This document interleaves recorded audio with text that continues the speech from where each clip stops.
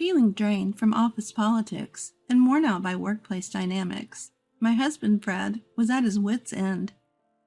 Wanting the best for him, I agreed when he suggested becoming a stay-at-home husband. But then, I found out he was betraying me, exploiting his new role at home. He thinks I won't notice because I'm always busy with work, he said. And I caught him embracing another woman. Fury boiled within me, and I vowed to get my revenge. I'm Martha, a 28-year-old office worker. Fred and I have been married for 3 years, and I'm the primary breadwinner for our household.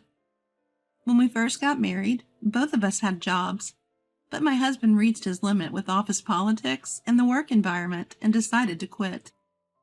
He expressed a desire to become a stay-at-home dad, which threw me off a bit initially.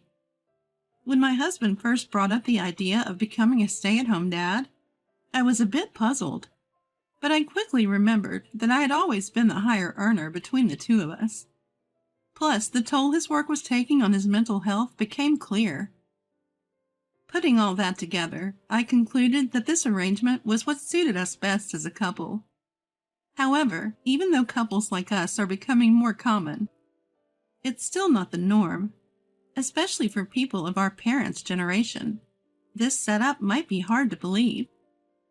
My in-laws, who are close neighbors and generally good to us, also found it difficult to understand at first. Are you sure about this, Martha? Regardless of how much you earn, it's a lot to shoulder, my mother-in-law cautioned. My father-in-law added, Maybe I'm old-fashioned, but what about when you decide to have kids? And can Fred even manage household chores? Have you thought about that? They were concerned about our future, and their words made sense. They weren't worried about appearances. They genuinely cared about us. I felt thankful for that, recognizing once again how fortunate I was to marry into such a caring family. We understand your concerns, I said, and we want to share our plans to ease your minds. I carefully addressed each concern and question raised by my in-laws. For worries about income, I showed them my earnings. Regarding pregnancy and childbirth, I explained the benefits for my company. I emphasized how my workplace is women-friendly, mentioning paid family leave among other things. Luckily, the company I work for offers excellent benefits for women, making family leave a stress-free option.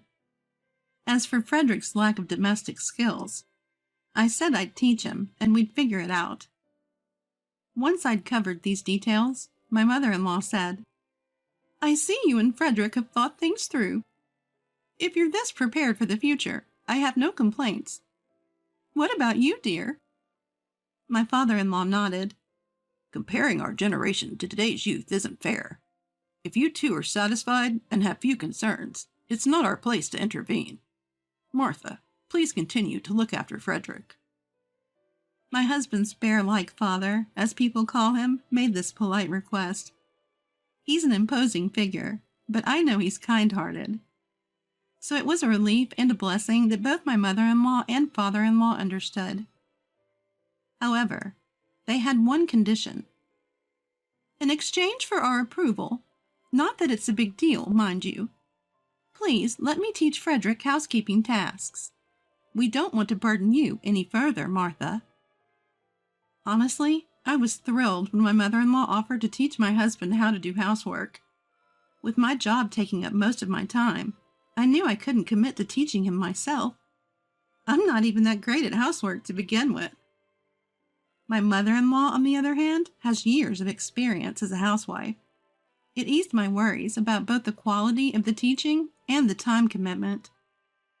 So, do you think you could let us handle this? It would put our minds at ease, too, knowing it would lighten your load. My father-in-law seemed to be considerate, not wanting me to worry too much. He wholeheartedly agreed with my mother-in-law's suggestion. Just by that, I could tell how much both of them genuinely cared for us. Feeling warmth from their kindness, my husband and I decided to lean on them a bit. After that, my mother-in-law started visiting, almost daily, teaching my husband the ropes around the house.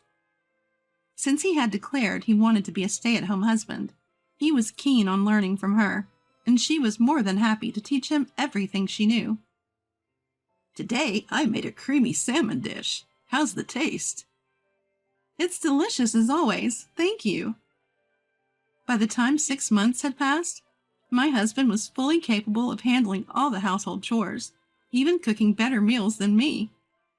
His attention to detail in all tasks was impeccable, making it impossible for me to brag about how I used to be the one managing the home.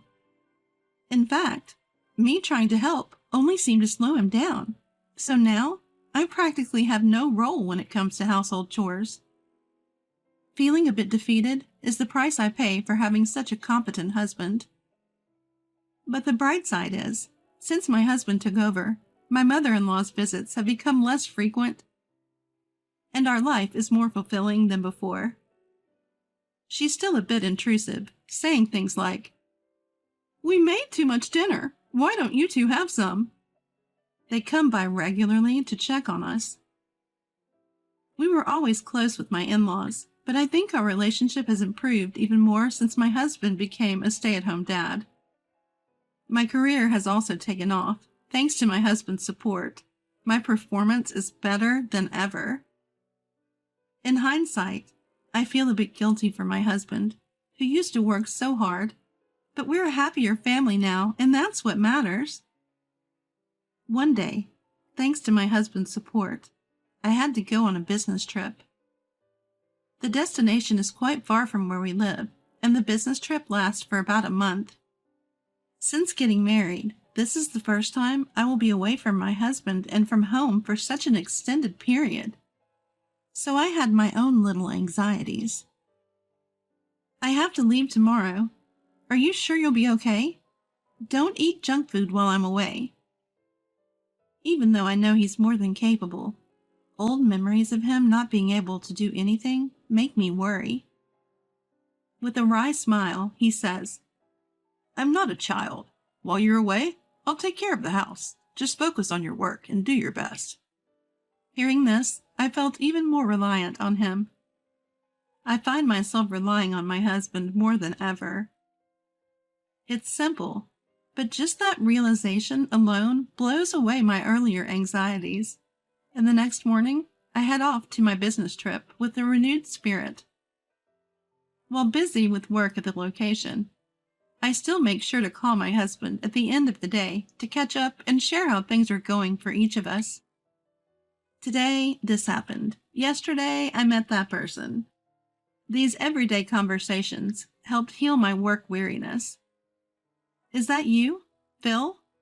I'm Frederick's wife. Thank you for everything you did for us. During a business trip, I unexpectedly run into someone I know. This person is Phil, my husband's former boss. He's the one who supported my husband through rough times at work. Someone my husband looked up to and respected a lot. My husband even brought him to our house more than once. Turns out, after my husband left his job, Phil also resigned due to family issues and had joined the company I was currently dealing with on my trip. Today he was here to help with the project I was managing. We catch up and share what's been going on in our lives. After a long conversation, Phil says, "It's really a shame about Frederick. Although he was at fault, it's just sad." I guess he's talking about my husband's resignation. But what does he mean by he was at fault? From Frederick, I'd only heard about difficult work relationships and issues with the company structure. I'd never heard anything suggesting Frederick himself was problematic. So Phil's comment raises some questions for me. Noticing my confusion, Phil realizes I don't know the full story. "You didn't hear about it? Oh, it's terrible," he says, covering his face with his hands. Hearing this, I realize that work can wait. I quickly wrap up the project, give my bosses an overview, and finish handing over my responsibilities at the trip location. I'm surprised at my own efficiency as I finish all my tasks and rush back home. The goal is to confront my lying husband. And if what I heard from Phil is true, it's to catch evidence of whatever may be happening right at this moment. I cut my business trip short and get on a plane right away. As soon as I arrive at the airport, I hail a cab. Throughout this, the only feelings I have are of disappointment and anger towards my husband's betrayal. With those emotions, I arrive home, making sure to be as quiet as possible as I enter the house. I can't see my husband in the living room. I have plenty I want to say and do, but first, let's find out where he is. Just so you know, it's totally fine doing this at home, right? She won't be back from her business trip for a while, so it's all good. I hear my husband's laughter following these words. Suppressing the urge to burst into the room in anger, I quietly step outside to avoid being noticed by my husband. I pull out my cell phone and dial. Mother-in-law, I'm sorry for the urgency. Can you come over right now? I explain the situation over the phone to my mother-in-law, who agrees to come immediately. It's a short walk from my in-laws' house, just about 10 minutes. Before long, my mother-in-law shows up, bringing my father-in-law along after hearing the story. We should go inside now. They should still be in there. I take the visibly furious pair back into my home. Our target is the shower room, where voices of a man and woman still mingle. As we approach, my father-in-law grimaces at the sound from the shower room. My mother-in-law looks like she's about to explode, her face distorted with outrage. I make eye contact with the two of them and then fling open the shower room door. The sudden action startles the people inside, but I couldn't care less. Seeing our faces, the two inside look dumbstruck. Sit down on the floor now. Frederick, explain yourself right away. My husband tries to stammer out a pointless excuse, but I'm not in the mood for his nonsense, so I shoot him a glare that silences him. Under the force of my anger, the two awkwardly step out, wrapping themselves only in towels and sitting on the floor. My husband looks up at me cautiously, and I speak. So, what's going on here? What have you been doing while I've been busy on business trips? As I demand answers, my husband's shoulders shudder. His face turns pale as he blurts out, This isn't what it looks like. She's just a friend. I lent her the shower. That's all, I swear. His excuses are pathetic. Why do you have to take a shower together if you're just lending the shower? And why did she leave her clothes scattered in the living room of all places? He keeps coming up with all kinds of absurd excuses. I don't want to hear any more excuses. I heard everything from Phil. You know, you left your last job because your affair got exposed, didn't you?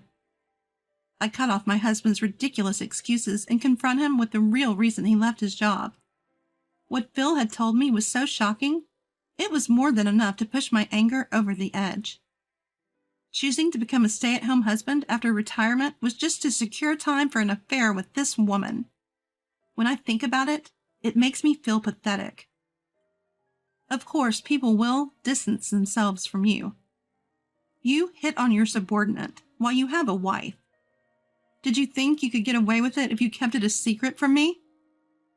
He keeps lying about the reason for his resignation and won't end the affair as long as he thinks he won't get caught. And on top of it, he's enjoying his ongoing affair with the money I've been making. This is unacceptable, and I have no intention of forgiving him. Well, it was a small mistake. I still love you more than anyone. I don't care about her. I'll break up with her right away if you say so. The woman who had been cowering behind my husband lifts her face at this sudden betrayal. Her face, pale just moments ago, is now flushed red. Unaware of my incredulous gaze, my husband continues speaking. My husband doesn't notice and continues. This is just a fling. You're the only one that matters to me, Martha. This is what people mean by pathetic. He declares his love for me while standing there only in a towel, with his affair partner right beside him. The disgust is overwhelming. The tears start to come when I think about having married this guy. Even my in-laws behind me seem to agree. We were quiet, because we thought Martha should be the one to speak first. But as your mother, I am so ashamed, my mother-in-law says, stepping forward. The mother-in-law who steps forward in front of me starts talking, her face tinged with a sort of pathetic look.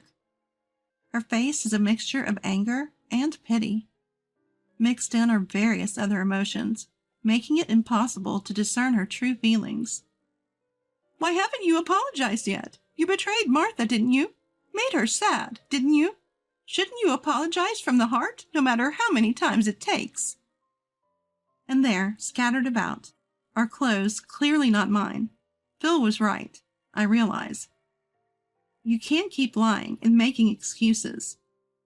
My father-in-law standing behind my mother-in-law doesn't say a word, but his face shows he agrees. Finally, my husband seems to realize his mistake. I'm really sorry, he blurts out. But that doesn't mean I have to forgive him. Give me your phones.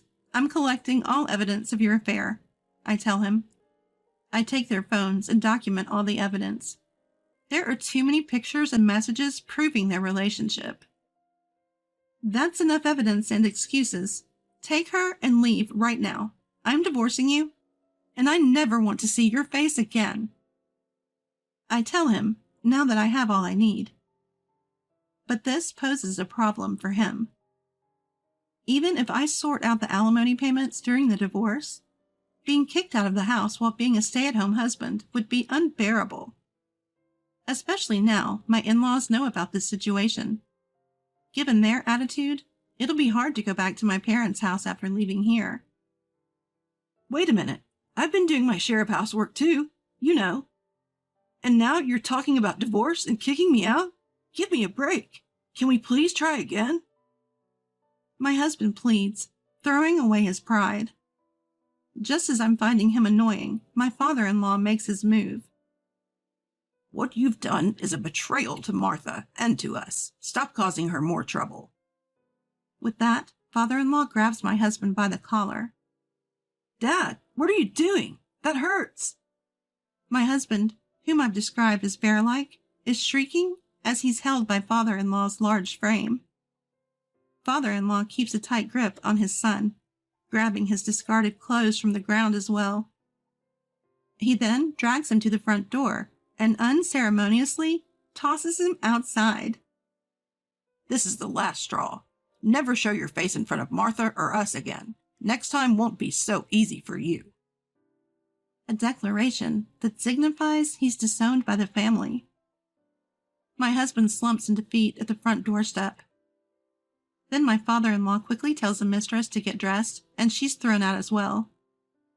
Wait, seriously, please forgive me, Dad, Mom, Martha. My husband pleads, in nothing but a towel around his waist, but no one is there to listen. You should have been finding a new job instead of having fun in the shower. Goodbye.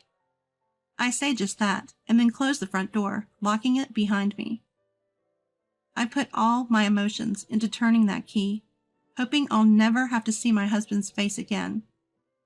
Despite all this, my husband kept saying, I don't want a divorce.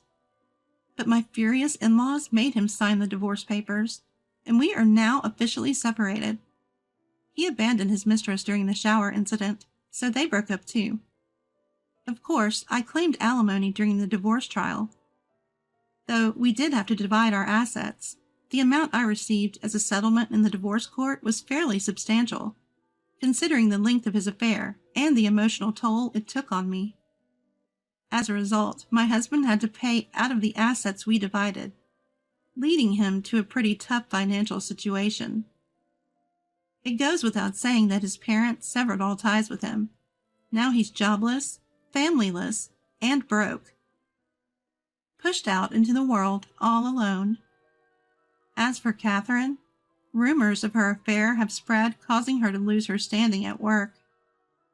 My husband is now juggling multiple part-time jobs just to scrape by. As for me, the experience has been liberating in many ways and allowed me to focus more on my career. As a result, I've achieved significant milestones and moved up the corporate ladder at an unusually fast pace for my age. I still have a lot to learn, but I'm living fulfilling days. Although I've lost any formal relationship with my in-laws due to the divorce, we still keep in touch. We may have lost the legal bonds of family, but the emotional connection remains. To me, they're like a second set of parents, and I plan to cherish this relationship as I move forward in life.